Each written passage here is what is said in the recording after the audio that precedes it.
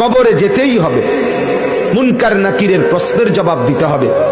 উত্তর দিতে পারলে সুখ মিলবে, প্রশ্নের জবাব না দিতে পারলে দুঃখ মিলবে, আযাব মিলবে। হাসরের ময়দানে আমার হাতে আমলনামা দিবে, আর আমার জিন্দেগীর সমস্ত কৃতকর্মের হিসাব দিতে হবে।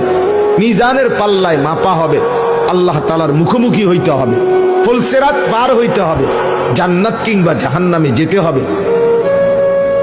এই কথাটা যদি আমার দিলে বাস্তবিক অর্থে বুঝে আসতো, দিলে থাকতো, তাহলে আমার জন্য আল্লাহর প্রত্যেকটা হুকুম মানার জন্য এগিয়ে আসা সম্ভব ছিল।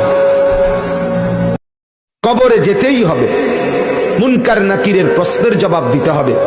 উত্তর দিতে পারলে সুখ মিলবে, প্রশ্নের জবাব না দিতে পারলে দুঃখ মিলবে, আযাব মিলবে। হাসরের ময়দানে আমার হাতে আমলনামা দিবে।